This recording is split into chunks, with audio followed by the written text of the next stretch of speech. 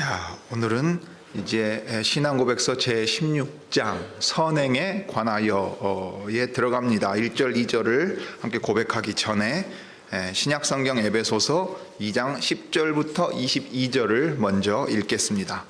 신약성경 에베소서 2장 10절부터 22절입니다. 이걸 이제 사도행전 우리가 보았던 걸 떠올리면서 읽으면 훨씬 더 좀 실감 있게 느껴질 겁니다. 자, 에베소서 2장 10절부터 읽겠습니다. 우리는 그의 만드신 바라 그리스도 예수 안에서 선한 일을 위하여 지으심을 받은 자니 이 일은 하나님이 전에 예비하사 우리로 그 가운데서 행하게 하려 하심이니라. 그러므로 생각하라. 너희는 그때에 육체로 이방인이요 손으로 육체에 행한 할례당이라 칭하는 자들에게 무할례당이라 칭함을 받는 자들이라. 그때에 너희는 그리스도 밖에 있었고 이스라엘 나라 밖의 사람이라. 약속의 언약들에 대하여 외인이요 세상에서 소망이 없고 하나님도 없는 자이더니 이제는 전에 멀리 있던 너희가 그리스도 예수 안에서 그리스도의 피로 가까워졌느니라. 그는 우리의 화평이신지라. 둘로 하나를 만드사 중간에 막힌 담을 허시고 원수된 것 곧 의문에 속한 계명의 율법을 자기 육체로 폐하셨으니 이는 이 둘로 자기의 안에서 한 새 사람을 지어 화평하게 하시고 또 십자가로 이 둘을 한 몸으로 하나님과 화목하게 하려 하심이라.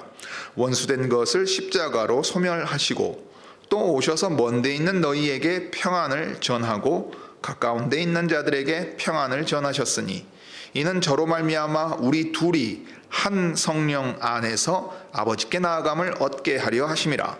그러므로 이제부터 너희가 외인도 아니요 손도 아니요 오직 성도들과 동일한 시민이요 하나님의 권속이라. 너희는 사도들과 선지자들의 터 위에 세우심을 입은 자라. 그리스도 예수께서 친히 모퉁이 돌이 되셨느니라. 그의 안에서 건물마다 서로 연결하여 주 안에서 성전이 되어가고 너희도 성령 안에서 하나님의 거하실 처소가 되기 위하여 예수 안에서 함께 지어져 가느니라. 자, 이제 우리 신앙고백서 웨스트민스터 신앙고백서 제 16장 1절과 2절을 한 목소리로 한 절씩 고백하겠습니다. 자, 먼저 1절입니다. 1절 선행은 오직 하나님께서 그분의 거룩한 말씀에서 명령하신 것만을 가리키며 말씀의 근거 없이 맹목적인 열심이나 선한 의도를 구실로 사람이 고안한 것은 선행이 아닙니다. 2절 하나님의 계명에 순종하여 행한 이러한 선행들은 참되고 살아있는 믿음의 열매이며 증거입니다. 선행으로서 신자는 감사를 나타내고 자신들의 확신을 강화하며 형제를 세워주고 복음에 대한 신앙 고백을 빛나게 하며 대적들의 입을 막고 하나님을 영화롭게 합니다.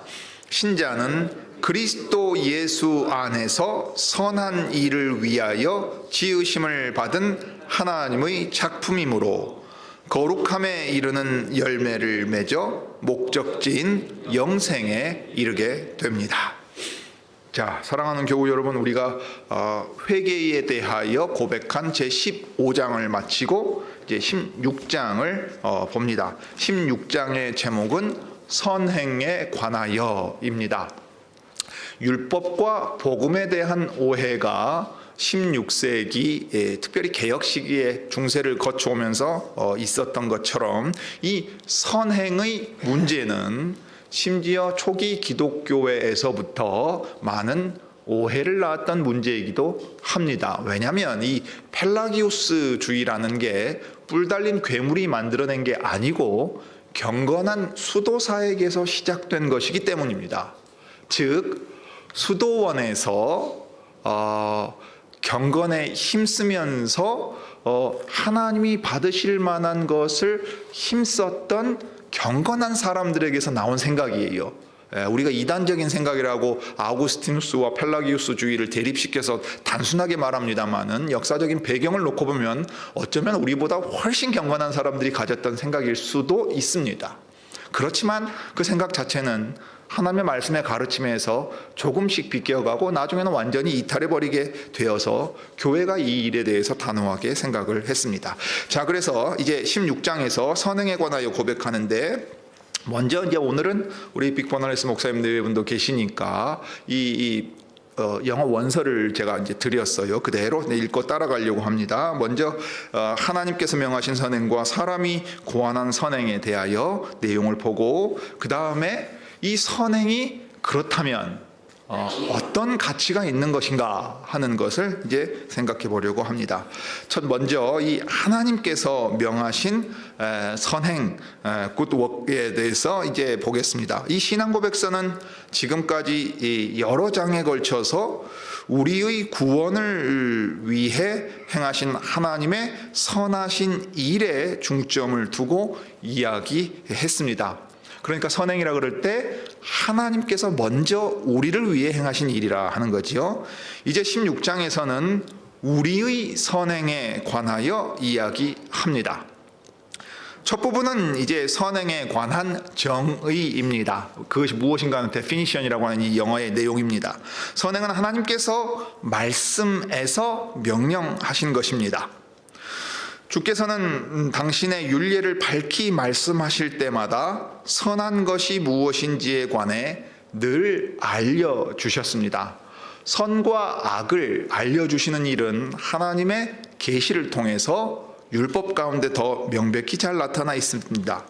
이를테면 선한 것이란 공의를 행하며 인자함을 사랑하며 겸손히 그분의 길로 행하는 것, 곧 미가 선지자가 들려주었던 말과 같습니다. 하나님께서 기뻐하시는 일이 무엇인지, 선한 일이나 심지어 완전한 일이 무엇인지 알고 싶고 혹은 시험해 보기를 원한다면 우리는 반드시 성경에 계시된 하나님의 뜻을 바로 알고 배워야 합니다. 로마서 12장에서 바울은 하나님의 선하시고 기뻐하시는 뜻이 무엇인가 분별하라 했습니다. 채로 걸러내는 것처럼 사금을 캔다고 치면 모래와 금을 분리시켜야 되는 것 아니에요? 그것처럼 악한 것은 버리고 선한 것은 걸러내서 취하는 식으로 계속해서 이 사고하고 생각하며 깨달아서 행해야 했습니다. 히브리서 기자의 말처럼 그분만이 자기의 기뻐하는 것을 우리에게 알리실 수 있고, 또한 오직 그분만이 우리를 예수 그리스도를 통하여 그분의 뜻을 행할 수 있도록 우리에게 모든 선한 것으로 온전히 갖추어 주실 수 있습니다.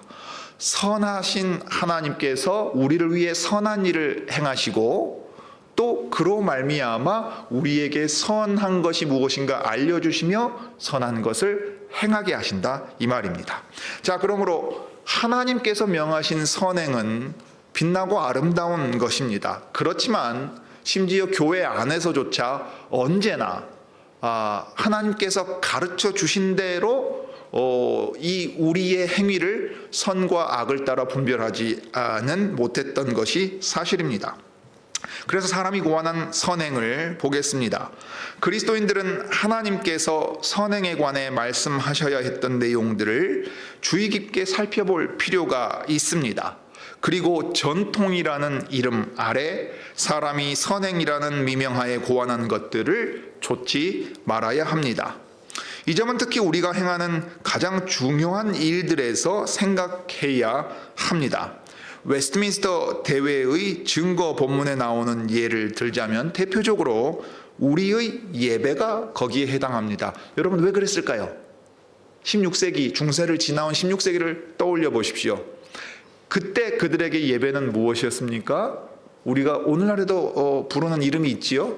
로마 교회에서 부르는 것처럼 미사, 라틴어로 미사 에스트, 다 끝났습니다, 돌아가십시오 할 때 미사 자체는 단순한 말입니다. 근데 그때 미사는 그리스도의 희생 제사를 재현하는 겁니다. 그러니 직분자는 제사장들이 되어서 그리스도의 살과 피를 찢기시고 그 피를 흘리신 제사를 재현하는 제단에서 제사를 행하는 역할을 맡았다 이 말입니다.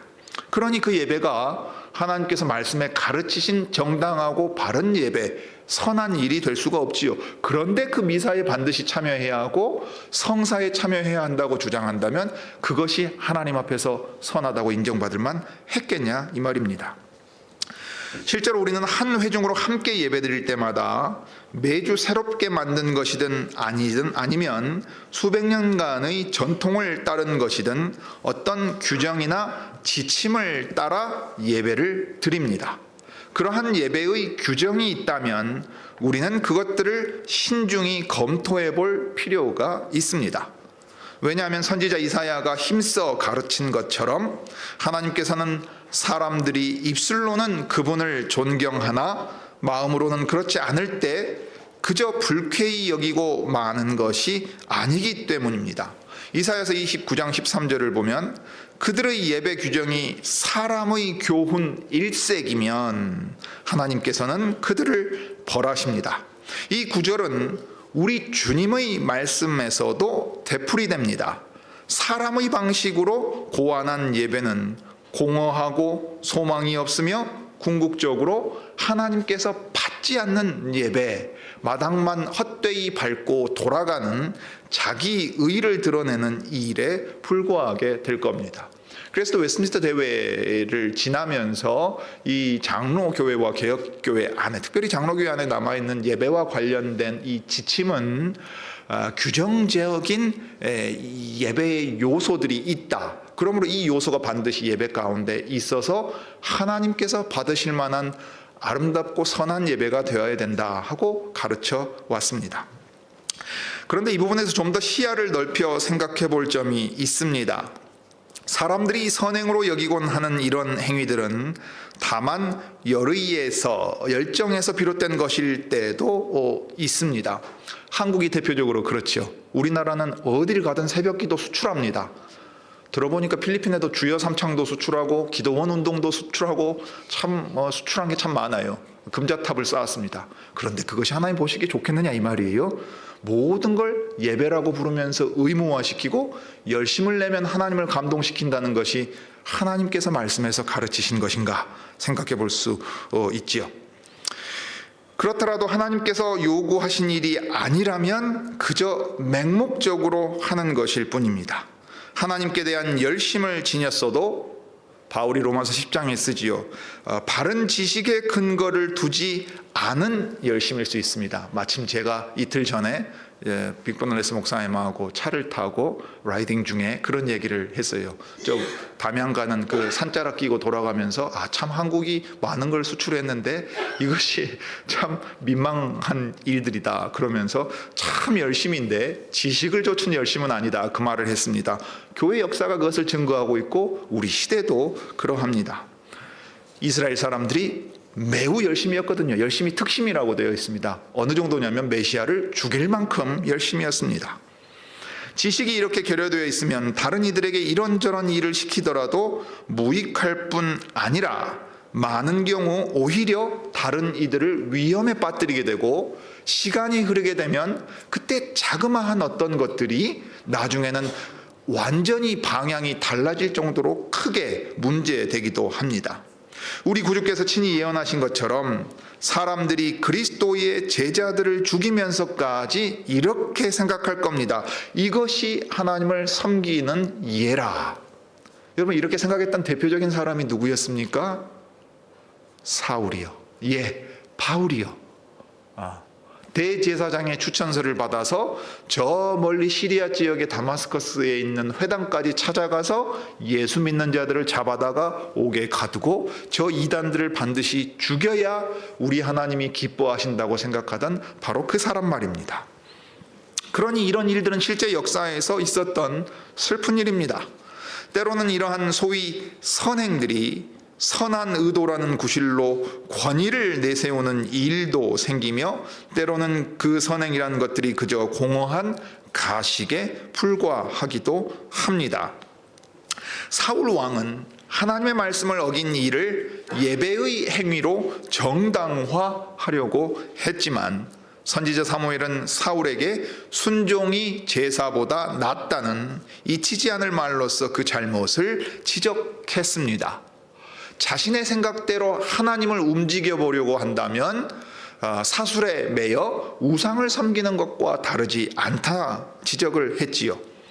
사실 이 두 가지 모두가 있어야 합니다. 그리고 그리스도의 순종과 제사는 하나님의 백성을 그들의 조상적부터 내려온 공허한 전통의 사슬에서 구속하는 결과를 가져왔습니다. 여러분 마태복음 5장을 떠올려 보십시오. 바리새인들과 서기관들의 의로움이 왜 하나님 나라에 미치지 못했습니까? 자신들의 조상과 선생들 가운데 모세의 자리에 앉아 가르쳤던 사람들이 하나님의 선하신 뜻대로 가르치지 않고 자신들의 가르침을 섞어서 변개시켰기 때문입니다. 다른 사람들이 부과해 놓은 행위라는 무거운 짐에서 우리가 얻은 자유는 은이나 금같이 없어질 것으로 값을 치른 자유가 아닙니다. 따라서 우리는 그 자유를 진지한 자세로 대해야 할 것입니다. 여러분 많은 목회자들이 어떻게 생각하고 말하는 줄 아십니까? 그나마 새벽 기도라도 하고 수요일에 기도회라도 모이고 기도회가 아니라 예배라고 부르니까 이 정도 열심이라도 내지 가만 놔두면 주일 예배도 안 드릴 거라고 생각한단 말입니다. 잘못되어 있지요. 정당한 가르침에 근거에 있지 않지요. 그런데 반대로 생각해 보세요. 회중석에 앉은 우리는 항상 어떻게 생각합니까? 우리의 자유인데 주일 오후에도 안 나와도 되고 오전에도 일 있으면 못 나오는 거지. 수요일에 모일 필요가 왜 있나? 왜 모여서 기도하게 하나? 왜 모여서 뭘 시키나? 이렇게 튀면서 아무것도 안 하려고 해요. 이게 진정한 자유를 누리는 모습이겠습니까? 둘 다 아주 크게 문제가 있는 거겠죠. 그래서 이제 선행의 가치, value of the good works를 보겠습니다. 이제 선행의 가치인데요. 사람이 조장하는 경건의 유혹에서 자기를 지키는 한 가지 방법은 하나님께서 친히 내신 계명들을 지키는 일이 어떤 가치가 있는지 주목해 보는 것입니다. 왜냐하면 결국 이 순종이야말로 참되고 살아있는 믿음의 열매이며 증거이기 때문입니다. 여러분 바울이 믿음의 순종 또는 이제 우리 번역으로는 믿어 순종케 한다 하는 말을 몇 차례 합니다. 편지에 썼는데요. 그때 이 원문대로 하면은요 그냥 그건 순종이에요. 믿음의 순종이라고 말하는 겁니다. 믿음에서 나오는 순종이라는 거예요. 그러니 이 순종은 믿음과 분리되는 적이 없습니다. 야고보가 쓴 것처럼 우리 행위는 그리스도께 대한 우리 믿음을 드러내며 또한 그 믿음을 온전케 합니다. 선행으로서 신자들은 하나님께 감사하는 마음을 분명히 드러냅니다. 하이델베르크 요리문답의 제3부도 감사하는 삶을 말하면서 율법을 따라 사는 일에 대하여 증거하고 있지요. 우리를 향한 하나님의 모든 선하심에 감사하려는 마음은 시편 기자들만 가지고 있던 게 아닙니다. 그리스도를 통해 우리가 택하신 족속이요 왕 같은 제사장 또는 왕을 섬기는 제사장들이요 거룩한 나라요 그의 소유된 친백성이 되었는데 지금 베드로전서 2장에 나오는 얘기입니다만은 출애굽기 19장의 내용을 그대로 특별히 70인역을 그대로 가져다가 이제 고백하고 있는 내용입니다. 그렇다면 우리를 어두운 데서 불러내어 그의 기이한 빛에 들어가게 하신 이의 아름다운 덕을 선전함이 마땅하지 않겠습니까? 베드로전서 2장 9절의 하반절의 내용입니다. 감사의 표현, 감사를 표하는 것은 우리가 하나님의 은혜로 행하는 선한 일들의 시작에 불과합니다. 선행은 우리 믿음의 확신을 강화시켜 줍니다. 오늘 오전 시간에 빅버날레스 목사님의 교회에 대하여 들을 때 우리 교우 중 한 분이 이런 얘기 물어보셨지요. 목사님 그 목회 사역 중에 위로와 열매가 무엇입니까? 라고 말할 때 자신을 통해서 복음을 전하게 하시고 그 복음을 듣는 사람들이 있게 하시고 정말로 교회가 문을 닫아야 할 만큼 어려운 일을 겪게 될 때에도 믿음으로 행하는 사람들이 이 교회 안에 있게 하심으로써 그 확신을 강화시켜 주시고 이 어려운 일들을 뚫고 나가게 하신 것을 여러분 오전에 들은 분들 많이 계실 겁니다. 과연 이렇게 우리가 행하는 선한 일이 우리 자신에게 확신을 강화시켜주는 일이 됩니다. 또한 우리와 함께하는 형제 자매들을 세워주는 일이며 우리의 복음에 대한 신앙 고백을 빛나게 하는 일이기도 합니다. 이것이 신약 성경에서 분명한 어조로 우리에게 들려주는 내용입니다. 사도 요한은 만일 우리가 그리스도를 아는 줄 확신하려면 그분의 계명을 지켜야 한다고 편지에서 말했습니다. 베드로가 그리스도인의 덕목들을 한 사슬로 연결하면서 그것들이 우리의 부르심과 택하심을 굳게 할 것이라 말한 것도 결국 같은 이야기입니다. 고대 그리스 로마 사회에도 이 가정에서나 사회에서 지켜야 할 덕목들, 윤리와 덕목들의 목록이 있었어요. 교회도 그 사회 속에서 누구나 볼 수 있을 만한 빛나고 아름다운 덕목들을 가지고 열매로 나타낼 수 있는 존재들이었다는데 있습니다. 유교 사회에서도 마찬가지 아닙니까? 우리 시대에도 마찬가지지요. 형제를 세워주는 것과 관련해서는 성경이 분명하게 이야기합니다. 바울이 말하듯 만일 우리가 서로 복을 빌고 또 서로 더욱 분발시키기를 원한다면 빈궁한 사람들의 필요를 채워주는 등의 실제적인 일에 참여할 필요가 있습니다. 바울이 고린도 교회에 보낸 편지에 나오는 내용이죠. 그래서 우리 주님도 너희 빛을 사람 앞에 비치게 하여 저희로 너희 착한 행실을 보고 하늘에 계신 너희 아버지께 영광을 돌리게 하라 말씀하셨습니다. 팔복을 선언하신 다음에 의를 위하여 핍박받을 때 교회가 하나님 나라의 백성이 드러낼 수 있는 게 무엇이냐? 착한 일, 곧 선한 일로 그것을 드러내라 말씀하셨습니다. 그리고 우리 신앙 고백을 더욱 빛나게 하는 일과 관련해서는 바울이 디도에게 한 말처럼 우리가 경건치 않은 것과 이 세상 정욕을 다 버리고, 그러니까 이제 버려야 될 것이 무엇인지 언급한 다음에 어떤 자세로 이 세상에서 살고 복된 구주의 다시 오심을 기다려야 될 것을 말할 때 근신함과 의로움과 경건함으로 이 세상에 살면서 주님의 다시 오심을 기다려야 한다고 했습니다. 주님의 다시 오심을 기다리기 때문에 이 세상 삶은 아무런 의미가 없다고 말하지 않습니다. 도리어 다시 오실 주님의 영광을, 그 빛을 우리를 통해 조금이라도 미리 먼저 드러내시려고 근신하고 의롭게 경건하게 하나님을 두려워하며 살게 하셨습니다. 그로 말미암아 우리 구주 하나님의 교훈이 빛나게 된다고 디도에게 권면했습니다. 목회서신의 내용입니다. 목회자들에게 먼저 주는 얘기입니다. 이것을 기억하여 내가 먼저 행하고 너의 회중이 이 일에 함께하게 하라고 말했습니다.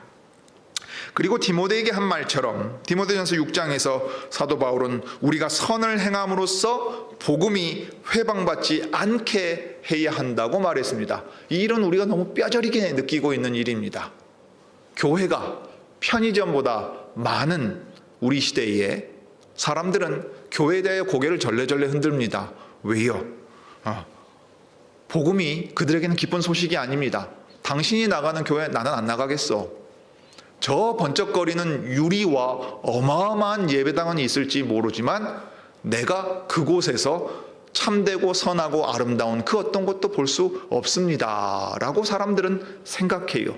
그러니 우리가 복음을 가지고 전해야 한다고 말하지만 실상 행동은 어떻게 하고 있습니까? 그 복음을 회방하는 일을 하고 있을 수도 있습니다. 그래서 이제 이러한 기독교적인 순종은, 그리스도인의 믿음에 기초한 순종은 우리 행실이 때로는 말보다 더 큰 호소력을 발휘한다는 사실을 깊이 떠올리게 합니다. 우리 교우 여러분들이 매일의 삶에서 경험하시는 걸 거예요. 전도한다고 맨날 복음의 내용을 말한다고 사람들의 마음이 움직입니까? 아니지요. 당신 가는 교회라면 나도 가보고 싶다는 그 인정을 받을 때까지 얼마나 많은 시간과 많은 노력이 필요합니까? 그들은 우리가 어떻게 사는가를 봅니다. 그래서 전에 베드로는 선행으로 어리석은 사람들의 무지한 입을 막아야 한다고 얘기했습니다. 베드로전서 2장 15절의 내용이지요. 그는 또 다른 일로 권고할 때에도 너희가 이방인 중에서 행실을 선하게 가져 너희를 악행한다 비방하는 자들로 하여금 너희 선한 일을 보고 권고하시는 날에 하나님께 영광을 돌리게 하라 하고 말했습니다.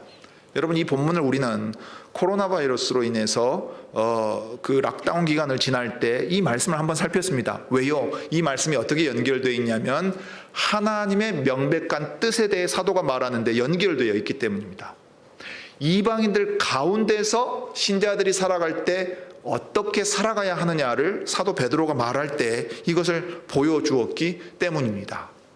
우리가 예수를 믿고 하나님을 예배하기 위하여 전염병이 전파되든 어쩌든 상관없이 우리의 의무를 다하면 된다는 식으로 생각하는 것은 사람들 앞에서 오히려 악을 행하는 일이 될 수도 있습니다. 단순히 종교의 자유만의 문제가 아닐 수도 있었지요. 그래서 우리가 이 본문을 생각하면서 하나님의 명백히 드러내신 뜻이 이방 사람들 앞에서 믿지 아니하는 이들 가운데 어떻게 드러나야 할 것인가 또 우리가 생각을 했습니다. 우리는 어떤 일을 하든지 우리가 그 속에서 살아가는 세상을 간과할 수 없습니다. 그렇지만 우리가 힘쓰는 모든 일들의 주된 목적은 하나님을 영화롭게 하는 데 있습니다. 소요리 문답 1문이 말하는 것처럼 하나님을 영화롭게 하고 그럼으로써 우리가 영원토록 하나님 안에서 즐거워해야 합니다. 예수 그리스도로 말미암아 의의 열매가 가득해지기를 바라는 것은 바울이 빌립보 교인들에게 한 말처럼 하나님의 영광과 찬송이 우리 마음 중심을 차지하기 때문입니다. 우리 인생의 목적과 목표와 의미가 하나님이 기뻐하시는 일을 행하는 데 있는 것으로 변화되었기 때문입니다. 사도 이 말에는 자신의 주인이 전에 제자들에게 하셨던 말씀이 그대로 들어가 있습니다. 요한복음 15장에 예수께서 이제 제자들을 떠나시기 전에 주신 말씀 가운데 있지요. 너희가 과실을 많이 맺으면 내 아버지께서 영광을 받으실 것이라 말씀하셨습니다. 그리고 내가 떠나는 것이 너희에게 유익한데 왜냐하면 너희가 나보다 더 큰 일을 행할 것이기 때문이라고 말씀하기도 하셨습니다. 주께서 이렇게 선행의 중요성을 강조하셨다고 해서 놀랄 필요는 없습니다. 바울의 이야기를 더 들어보십시오. 우리는 그리스도 예수 안에서 선한 일을 위하여 지으심을 받은 자니. 우리 이 고백서의 본문은 그리스도 예수 안에서 선한 일을 위하여 지으심을 받았다 했어요. 그러니까 우리를 창조하신 목적이고 더 나아가 그리스도 안에서 새롭게 창조하신 목적이 무엇이냐고 말하고 있습니다. 제 지인이 출판사를 차렸는데 그 출판사 이름이 포이에마입니다. 그 포이에마의 뜻이 뭐냐면 이 작품이란 뜻입니다. 하나님이 만드신 바 작품이라는 얘기예요. 왜 그리스도를 대신하여 주심으로써 우리를 새롭게 만드셨습니까? 도대체 사람들이 우리를 보고 하나님의 뜻을 무엇을 발견하라는 얘기입니까? 그게 바로 이제 오늘 우리가 계속해서 살펴보았던 것인데, 이 일은 하나님께서 전에 예비하사 우리로 그 가운데에서 행하게 하려 하심이니라. 예수 안에서 선한 것이 무엇인지를 분별하고 행하게 하시려고 우리를 구원하시고 새로 만드셨다는 얘기입니다. 좋은 과실을 맺으면 우리가 그리스도의 제자임이 밝히 드러나게 될 것입니다. 여러분이 잘 아시는 것처럼 이제 여러분은 죄에서 해방되고 하나님의 종들이 되어 거룩함에 이르는 열매를 맺고 있으며 그 마지막 도착지는 영생입니다. 로마서 6장이 말하고 있습니다. 그리고 우리가 오전에 살펴본 것처럼 우리의 모든 죄의 빚에서 해방되어서 하나님을 기쁘게 섬기고 선한 일을 행할 수 있는 자유를 우리는 얻었습니다. 그러니 마르틴 루터 선생이 말한 것처럼 이 자유는 무엇을 위한 자유입니까? 내가 내 원하는 것을 행하기 위한 자유입니까? 아니면 그리스도인 형제 자매들을 섬기고 주님의 교회로 서로 서가기 위한 자유입니까? 이것을 우리는 오늘 다시금 생각해 봐야 하겠습니다. 따라서 우리는 기독교적인 순종의 마음을 기울여서 마땅히 우리가 행할 하나님 앞에 선한 일들을 힘써 행해야 하겠습니다. 자, 기도하겠습니다. 자비로우신 하나님, 우리 아버지, 참으로 선과 악을 분별하지 못하고 오로지 악을 조차 행하며 하나님 미워하시는 일을 행함으로써 하나님과 원수되었던 저희들을 아버지의 독생자 예수 그리스도의 보배로운 피로 깨끗하게 씻으시고 죄의 짐에서 해방시켜 주시고 자유를 얻게 하시며 이제 하나님의 선하신 뜻을 깨달아 행할 수 있게 하셨습니다.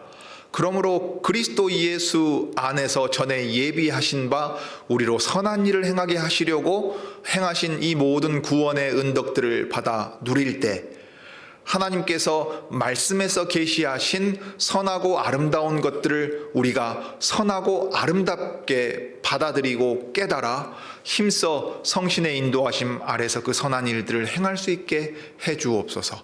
세상은 자기가 원하는 바를 힘을 가지고 얻어내고 그것을 쌓아놓고 물려주는 것이 선이라고 말합니다. 그러나 우리는 하나님 앞에 살아가면서 사람들이 우리를 조롱하고 우리를 이해하지 못할지라도 하나님을 기쁘시게 하는 일이라면 참으로 그것이 우리의 기쁨이 되고 즐거움이 되는 것임을 또한 고백하오니 주님, 우리가 복음을 부끄러워하지 아니하고 우리를 위해 부끄러움을 당하시고 그 생명을 대신 주신 그리스도를 본받아 주님이 명하시는 대로 선한 일을 힘써 행하고 무엇보다 그리스도의 교회가 이 일을 함께 행할 수 있게 이끌어 주옵소서. 주 예수님의 이름으로 기도드립니다. 아멘.